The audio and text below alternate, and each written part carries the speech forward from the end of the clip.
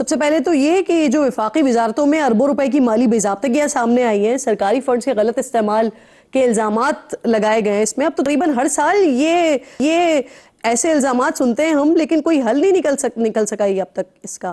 پچھلے سال بھی 1100 ارب کی بے ضابطگیوں کے الزامات تھے حکومت پر. مفتی صاحب جی شکریہ. دیکھیں یہ ایک تو اس کو دو خامیاں ہوتی ہیں. ایک تو یہ کہ رپورٹ جو ہے وہ تھوڑی دیر سے آتی ہے، تو جو پیسے ہوتے ہیں وہ چوری ہو چکے ہوتے ہیں. اگر چوری ہے یا بے ضابطگی ہے تو وہ ہو چکی ہوتی ہے، تو کافی مسئلہ ہوتا ہے. دوسری جو بڑی خامی یہ ہے کہ اس کے بعد حکومت جو ہے اس کو سیریس نہیں لیتی ہے اور اس کے اوپر کوئی ایکشن نہیں لیتی ہے. آپ نے بھی نہیں سنا ہوگا، میں نے بھی نہیں سنا کہ کسی ایک شخص کو نوکری سے نکالا گیا ہو یا اس کو سسپینڈ کیا گیا ہو کوئی لانگ ٹرم تک، یا اس کو ڈیموٹ کیا گیا ہو، یا اس کی تنخواہ کے اوپر کچھ قدغن لگائی گئی ہو اگر اس کو ان بے ضابطگیوں میں پایا گیا ہے. تو ہم کوئی اس کو سیریس لیتے نہیں. یہ آتی ہے رپورٹ، 2-4 دن اخبار کی زینت بنتی ہے، پھر اگلا سال کی انتظار ہوتا ہے.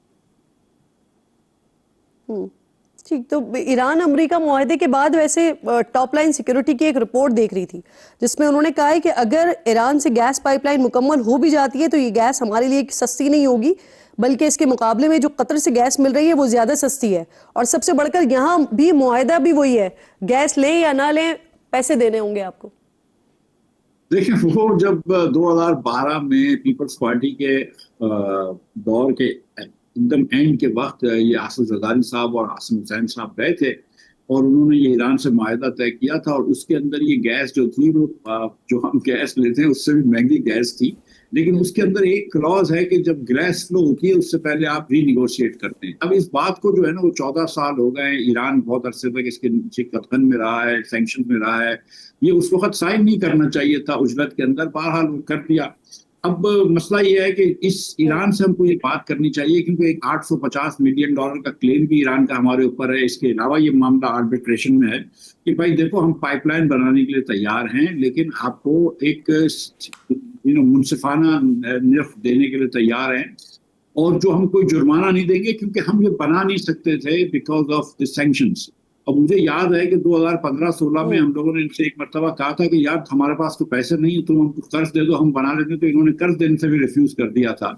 سو ایران کو بھی پتا تھی کہ ہم نہیں بنائیں گے، لیکن آئی تھنک کہ یہ اپرچونٹی پھر بھی ہے اگر ہم اس کے ریٹس کو پھر سے نیگوشیٹ کر لیں. لیکن جب بھی آپ ایک پائپ لائن لگائیں گے تو پھر وہ گیس لیں یا نہ لیں وہ ریٹ تو پائپ لائن کا خرچہ تو دینا ہی پڑے گا. صحیح. اچھا مفتی صاحب یہ کنفرم کر رہے ہیں آپ کہ لاسٹ جو معاہدہ ہوا تھا اگر اس کے تحت پاکستان ایران سے گیس خریدے گا تو وہ قطر سے زیادہ مہنگی پڑے گی، آپ یہ کنفرم کر رہے ہیں؟ دیکھیں قطر کی جو گیس ہے نا ہم نے جو لی ہے وہ اس 2 مرتبہ لی ہے. ایک شاہد عباسی صاحب نے سودا کیا تھا اور ایک عمران خان صاحب کے زمانے میں ندیم بابر نے سودا کیا تھا. اور یہ دونوں گیس کا جو سودا ہے یہ اس سے منسلک ہے برینڈ سے، برینڈ کے ریلیشن میں. ایک مطلب 13% ہے اور ایک 10.8% آف برینڈ ہے. تو برینڈ جیسے اوپر نیچے ہوتا ہے اس طرح ہوتا ہے. یہ کسی اور انڈیکس سے منسلک ہے، لیکن اس پہ مجھے جو بڑی بات ہے وہ یہ کہ اس کے اندر جہاں تک مجھے یاد ہے کہ ایک نیگوسیشن پرائس کی ہونا واپس تھی کہ آپ ایک مرتبہ پھر آپ نیگوشیٹ کر سکتے ہیں. اور یہ بات درست ہے آپ کی کہ تھوڑے عرصے پہلے جب میں نے دیکھی تھی تو یہ ایران کی جو گیس تھی وہ اس سے مہنگی تھی، لیکن مجھے اس وقت اس کا ایگزیکٹ فارمولا یاد نہیں ہے. جس طرح سے وہاں پر کہا جاتا ہے کہ رشیا کا تیل ایسا نہیں ہے اور ہمارے پاس ریفائنریز نہیں ہے، تو اب جب ہم ایران سے اگر آئل لیں گے تو کیا یہاں پر بھی پھر وہی مسئلہ آئے گا؟ اگر ایران سے آئل لیں گے تو جی ہاں ایران کا آئل تھوڑا سا مختلف کوالٹی کا ہوتا ہے، لیکن اتنا بڑا فرق نہیں ہوگا، اس کو آپ بڑی آسانی سے ایڈجسٹ کر سکتے ہیں. لیکن وین یہ ہوتا ہے کہ آپ آئل کو فریکشنیٹ کرتے ہیں، اس میں سے کچھ ڈیزل نکلتا ہے، کچھ پیٹرول نکلتا ہے، کچھ کیروسین نکلتا ہے وغیرہ وغیرہ، رائٹ، کچھ LPG ہوتا ہے. اب آپ جو ہے نا جب آپ ہیوی آئل استعمال کرتے ہیں تو فرنس آئل بڑھ جاتا ہے جس کی اتنی ڈیمانڈ نہیں ہے، اور ڈیزل یا پیٹرول کم ہو جاتا ہے جو کہ زیادہ بکتا ہے، مہنگا بکتا ہے. تو ریفائنریز کے لیے یہ فیزیبل نہیں ہوتا، اکنامک نہیں ہوتا. ادروائز تیل تو ہم استعمال کر ہی سکتے ہیں. صحیح. اچھا جس وقت جنگ کا آغاز ہوا تھا اور حکومت نے پیٹرولیم مصنوعات پر جب قیمتیں بڑھائی تھی تو آپ نے میرے پروگرام میں کہا تھا کہ یہ آئل کمپنیز کو فائدہ پہنچایا گیا ہے. اب جب جنگ کا خاتمہ ہوا ہے اور پچھلے 4 ہفتوں میں حکومت نے ریلیف بھی دیا ہے تو وہ یہی آئل کمپنیز ہیں جو بتا رہی ہیں کہ 104 ارب کا نقصان ہو گیا ہے ان کو. اچھا دیکھیں اس میں دو باتیں ہیں. بزنس میں نقصان اور فائدہ اگر آئل کمپنیز کر رہی ہیں تو اس میں کوئی جرم نہیں کی بات نہیں ہے، کوئی بری بات نہیں. جو پہلا، جب آپ کے شو میں بھی شاید میں نے غالباً یہ بات کی ہے کہ جو پہلی مرتبہ 7 مارچ کو جی پرائز بڑھائی تھی، تو وہ پرائز جو تھی نا وہ 1 مارچ کو سیٹ ہوئی تھی 15 تاریخ تک، اور ان کے پاس 28 دن کی انوینٹری تھی جو کہ انہوں نے جنوری فروری میں لیا تھا، اور یہ معاہدہ ہوتا تھا اس زمانے میں کہ ہم ہر 15 دن میں پرائز بڑھائیں گے. تو آئل کمپنیز جو تھی نا ان کے اوپر یہ فرض تھا کہ وہ ہم کو سستی پرائز میں دیں. تو 7 دن بعد 7 مارچ کو پرائز بڑھانے کا کوئی جواز نہیں تھا. اگر آپ کو شارٹیج کا ڈر تھا تو آپ 1 ہفتے کے لیے ٹیکس لگا سکتے تھے. تو وہ آپ نے 20 ارب روپے کا تحفہ دے دیا آئل کمپنیز کو، وہ ایک دم بغیر جواز کا تھا، بغیر اس کا تھا. باقی اگر جب آئل کمپنیز کو اس کے علاوہ انوینٹری گینز ہوتے رہے 3 مہینے میں، اب اگر تھوڑے سے انوینٹری لاسز ہو جائیں گے تو وہ ہوں، ہم کیا کر سکتے ہیں اس کا. آپ نے انوینٹری گینز بھی کیے تھے نا، تو وہ میں بے قاعدگی کے اوپر غلط کہہ رہا تھا کہ یہ غلط تھا. اور دوسری جو مسئلہ تھا وہ یہ تھا کہ ریفائنریز کو انہوں نے بہت زیادہ پروفٹ دیا ہے. اب تو وزیر اعظم نے بھی اس کا نوٹس لیا ہے کہ 75 ارب روپے کا انہوں نے ایکسٹرا پروفٹ دے دیا ریفائنریز کو. وہ اس لیے کہ 70% سے زیادہ ریفائن تو ہم خود یہاں پہ ڈیزل کرتے تھے جس کی کاسٹ بہت کم تھی، لیکن جو ریفائنڈ ڈیزل کی پرائز بہت زیادہ شوٹ اپ کرتی تھی، تو ہم سارے آئل ریفائنریز کو ریفائنڈ ڈیزل کی پرائز دے رہے تھے، جبکہ ڈیزل پاکستان میں 70% بن رہا تھا. لیکن اگر یہ کمپنیاں نقصان کرتی ہیں تو نقصان کریں، جو رولز ہیں اس کو رولز کو نہ چھیڑو، جس رولز پہ چل رہا ہے وہ چلنے دو. اگر وہ پروفٹ کر لے تو بڑی اچھی بات ہے. چلیں ٹھیک ہے. اچھا آج آپ کا ایک کلپ گزرا ہے میری نظر سے جس پہ آپ وزیر اعلیٰ سندھ مراد علی شاہ کو سابق وزیر اعلیٰ پنجاب عثمان بزدار صاحب سے کمپیئر کر رہے ہیں، اور آخر اس کی ایک تو اس کمپیریزن کی کیا وجہ بنی یہ بھی بتا دیں، اور ساتھ ساتھ یہ کہ آپ تو آخر میں یہ بھی کہہ رہے ہیں نا کہ شرجیل میمن ان سے اچھا کر لیں گے. نہیں، میں گزارش یہ ہے کہ وہ ہم ایک پوڈ کاسٹ کر رہے تھے جس پہ ہم کوئی بات کر رہے تھے کہ یہ اچھا ایڈمنسٹریٹر یا سیاستدان نہیں ہے. تو جو پوڈ کاسٹر تھے ہمارے دوست نے بڑے اچھے، شہزاد غیاث صاحب، انہوں نے حوالہ دیا عثمان بزدار کا. تو میں نے کہا یار ہم سندھ میں بیٹھے ہوئے ہیں، ہم عثمان بزدار آج چیف منسٹر نہیں ہیں، تو آپ جو ہے وہ اتنا پی ٹی آئی سے آپ کو اتنا بغض ہے کہ آپ پی ٹی آئی کے اس سابق چیف منسٹر کا آپ اگزامپل دے رہے ہیں. لیکن جو کرنٹ چیف منسٹر سندھ میں بیٹھا ہوا ہے مراد علی شاہ، جو 10 سال سے بیٹھا ہوا ہے شاید، اور جس نے 5 سال سے یونیورسٹی روڈ کو پیو نہیں کروا پایا ہے، آپ اس کی اگزامپل نہیں دے رہے. کہ مطلب آپ کو بزدار ہی برا لگتا ہے، مراد علی شاہ برا نہیں لگتا ہے آپ کو in terms of not being able to deliver for the people of Sindh. اور پھر اس پہ یہ آج کل آپ کو پتا ہے کہ خبر آ رہی ہے کہ شرجیل میمن صاحب جو ہیں ان کو بنانے کا چانس ہے. تو میں نے کہا چانس دے کے دیکھ لیں، مراد علی شاہ صاحب کوئی بھی اچھا کام نہیں کیا، ہو سکتا ہے شرجیل ان سے بہتر کر. ٹھیک، تو مراد علی شاہ صاحب وزیر اعلیٰ ہیں تو اس وجہ سے کارکردگی سندھ میں درست نہیں ہے، یا پھر یہ پیپلز پارٹی کا مسئلہ ہے مفتی صاحب؟ نہیں، میں تو یہ یقین سے کہہ سکتا ہوں کہ پیپلز پارٹی کا مسئلہ ہے. مراد علی شاہ ایک بہت پڑھے لکھے آدمی ہے، اسٹینفورڈ یونیورسٹی سے ماسٹرز کرے ہوئے ہیں، لیکن ایٹ دا سیم ٹائم اب چیف منسٹر تو مراد علی شاہ ہی ہے نا. تو اب مراد علی شاہ 10 سال سے ادھر بیٹھا ہے اور ہمارا روڈ نہیں بن رہا ہے، ہمیں گھر پہ پانی نہیں مل رہا، تو ہم تو یہ سمجھتے ہیں کہ ساری چیز چینج ہو جانا چاہیے. کہ تو بیسٹ چیز تو یہ ہے کہ پیپلز پارٹی کی حکومت ہی نہ ہو سندھ میں. لیکن اس وقت وہ بات ہم صرف اس کانٹیکسٹ میں کر رہے تھے کہ آپ بزدار کی اگزامپل نہ دیں. ٹھیک ہے بزدار جو تھا وہ اچھے چیف منسٹر نہیں تھے، لیکن کیونکہ بزدار صاحب دیہاتی تھے، انگریزی نہیں بول سکتے تھے، تھوڑے سے وہ اس طرح سے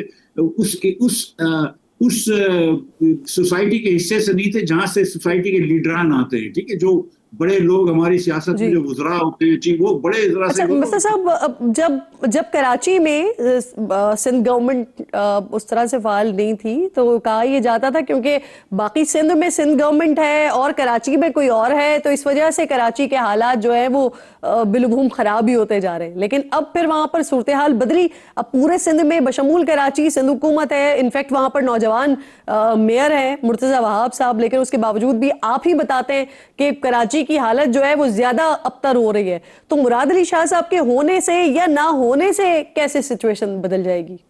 لیکن میں مراد علی شاہ صاحب اچھے آدمی ہیں، میں ان کو ٹارگٹ بالکل نہیں کرنا چاہ رہا. وہ تو یہ صرف بات ہو رہی تھی کہ بزدار کو آپ کیوں لے کر آتے ہیں، کیونکہ بزدار ایک وہ بن گیا ہے ہمارے لیے سمبل آف انکمپٹنس، رائٹ. لیکن one of the reasons Buzdar is a symbol of incompetence کہ وہ ایک اس سوسائٹی کے اس لیول سے نہیں تھا جہاں سے آپ کے بڑے لوگ آتے ہیں، سیاستدان آتے ہیں، جو وہ ایلیٹ لیول سے نہیں تھا نا. وہ اسٹینفورڈ سے تو نہیں پڑھا ہوتا، یا یونیورسٹی پینسلوینیا سے نہیں پڑھا ہوتا، وہ تو انگریزی نہیں بول سکتا تھا، وہ اردو نہیں بول سکتا. تو بزدار کو آپ نے ایک کارٹونش فگر بنا لیا ہے. لیکن سچی بات ہے کہ اور کس چیف منسٹر نے پرفارم کر کے دے دیا. تو میرا یہ مقصد تھا. جہاں تک پیپلز پارٹی کی اور کراچی کی بات ہے تو بہن کراچی میں کیونکہ ماشاءاللہ اتنے سارے ٹی وی چینلز ہوتے ہیں نا, تو کراچی کے روڈ کی بری حالت جو ہے وہ پورے پاکستان کو نظر آتی ہے. میں آپ کو یقین دلا رہا ہوں کہ آپ دہی سندھ میں بھی چلے جائیے, وہاں پر بھی حالت ایک جیسی ہے. اور میں یہ کئی مرتبہ کہہ چکا ہوں اور آج پھر آپ کے پروگرام کے توسط سے کہہ سکتا ہوں کہ سندھ میں ترقی نہیں ہو سکتی جب تک پیپلز پارٹی رہے گی, اور پاکستان میں معاشی ترقی نہیں ہو سکتی جب تک شہباز شریف صاحب کی حکومت رہے گی. اچھا چلیں, آپ نے ان کا تذکرہ چھیڑ دیا تو ویسے سچویشن اس وقت یہ ہے پیپلز پارٹی حکومت کی اتحادی ہے, لیکن وہ چاہے آپ سیاسی بیانیہ دیکھ لیں یا معاشی محاذ دیکھ لیں, دونوں جانب اس وقت بھرپور تنقید کر رہی ہے پیپلز پارٹی مسلم لیگ نون پر, اور مسلم لیگ نون اس وقت جو ہے وہ بیک فٹ پر دکھائی دے رہی ہے. ویسے اسی طرح کے کچھ حالات مفتیٰ صاحب ہم نے خان صاحب کے جو حکومت کے آخری مہینے تھے اس میں بھی دیکھے تھے. معیشت کمزور تھی, سیاسی بیانیہ تھا نہیں, اتحادیوں کے رویے بدل گئے تھے. تو کیا آپ کو حالات میں مماثلت نظر آ رہی ہے اس وقت, یا یوں کہیے کہ حکومت خطرے میں نظر آ رہی ہے, جو کچھ دنوں پہلے ایک آرٹیکل بھی لکھ دیا گیا ویسے؟ جی, سہیل وڑائی صاحب کے آرٹیکل کی آپ میرے خیال سے کی طرف نشاندہی کر رہی ہیں. جی جی یہ بات دیکھیں, سہیل وڑائی صاحب کہتے ہیں, اب یہ دیکھیں کوئی نجومی تو نہیں ہے, کسی کو نہیں پتا, لیکن یہ جو شہباز صاحب کے 4 سال نکلے ہیں نا بہن, یہ پاکستان کے معاشی طور پہ بدترین 4 سال نکلے ہیں. 4 سال پہلے جتنی ایکسپورٹس تھی اتنی ایکسپورٹس ہم نہیں کر سکے. 1960 کے بعد یہ 3 سال میں جتنی کم سرمایہ کاری ہوئی اتنی کبھی نہیں ہوئی. غربت جو ہے وہ 10 سال کے ہائیسٹ لیول پہ آ گئی ہے. بے روزگاری 20 سال کے ہائیسٹ لیول پہ آ گئی ہے. 4 سال کے اندر 78% مہنگائی ہو گئی ہے. تو شہباز صاحب معیشت کے اندر وہ کام نہیں کر سکے مثال کے طور پہ جو فورن پالیسی میں سکسیسز ہیں پاکستان کی, شہباز صاحب کی وجہ سے ہیں, فیلڈ مارشل کی وجہ سے ہیں, جس کی وجہ سے بھی ہیں, لیکن فورن پالیسی میں سکسیسز ہیں. آپ ہندوستان سے جنگ بھی جیتے, لیکن آپ معاشی طور پر جو ہے وہ ملک کو ترقی نہیں دے سکے, ملک کو آپ نے غریب کر دیا ہے. تو اس کے بعد ہو سکتا ہے کہ کیونکہ وہ جو شاید جیے تھے تو 2.5 سال کی بات تھی, تو 2.5 سال شہباز صاحب کے پورے ہو جاتے ہیں سپٹمبر میں. مجھے نہیں پتا کہ شہباز صاحب, اچھا یہ بات تو میں مفتیٰ صاحب میں آپ سے کافی عرصے سے سن رہی ہوں نا. اب جو معاشی ترقی نہیں کر پائی یہ حکومت, آپ پہلے الزام دیتے رہے کہ اسحاق ڈار صاحب وہ کیونکہ ماہر معیشت نہیں ہے اور وہ ان کے ہاتھ میں خزانہ تھا, اس وجہ سے معاملات نہیں ہو پا رہے تھے بہتر. لیکن اب تو اسحاق ڈار صاحب نہیں ہیں, اب تو اورنگزیب صاحب ہیں, تب بھی کیوں معیشت بہتری کی طرف نہیں لے کر آ پائی یہ حکومت؟ میرا تو یہ خیال ہے کہ کیونکہ شہباز شریف صاحب خاص طور پہ اور ڈار صاحب بھی ایک رول پلے کرتے ہیں, بڑے اسٹیٹسٹ ہیں دونوں, اور ہر چیز کو ریاست کے کنٹرول میں رکھتے ہیں. آپ نے 60% ٹیکس لگا رکھا ہے. بڑی مشکل سے جو ڈار صاحب نے نوکری پیشہ لوگوں پہ سرچارج لگایا تھا وہ ہٹایا انہوں نے. پہلے انہوں نے کہا کہ ہم ایکسپورٹرز کے اوپر سے سپر ٹیکس ہٹائیں گے, اب وہ بھی انہوں نے بیک ٹریک کر دیا ہے, اور کچھ وہ کمپنیاں جو کہ 80% سے زیادہ ایکسپورٹ کرتی ہیں ان کو یہ دیا ہے. تو اتنے زیادہ ٹیکس لگانے کا شہباز شریف صاحب کو شوق ہے, اور اتنے ٹیکس لگا دیے ہیں کہ جس کی وجہ سے معیشت کا پہیہ رک گیا اور پاکستان میں سرمایہ کاری نہیں ہوئی. اس کی وجہ سے غربت بڑھ رہی ہے اور بے روزگاری بڑھ رہی ہے.